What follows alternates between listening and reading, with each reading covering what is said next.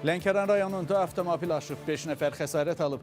Hadisə Ələt-Astara magistralının 165-ci kilometrliyində baş verib. 49 yaşlı Fəxrəddin Mirzəyev idarə etdiyi Toyota Prado markalı avtomobillə Astara rayonu istiqamətində hərəkətdə olarkən maşın aşıb. Qəza nəticəsində sürücünün ailə üzvləri və yaxın qohumları 44 yaşlı Yeganə Alişanova, 22 yaşlı Afət Mirzəyeva, 20 yaşlı Fəxriyə Mirzəyeva, 59 yaşlı Tahirə Alişanova və 13 yaşlı yeniyetmə müxtəlif dərəcəli bədən xəsarətləri alaraq Lənkəran rayon mərkəzi xəstəxanasına çatdırılıblar. Xəsarət alanlardan Yeganə Alişanova cərrahiyyə şöbəsinə yerləşdirilib. Digərlərinin müalicəsi xəstəxanada davam etdirilir. Məlumata görə sürücü bildirib ki, ailə ilə Lerik rayonuna toy məclisinə gedirmişlər.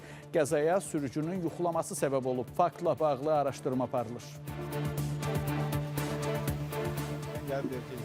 Lerik sakinsiz. Hadisə necə oldu?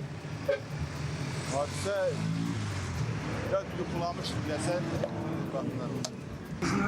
Toya gedir.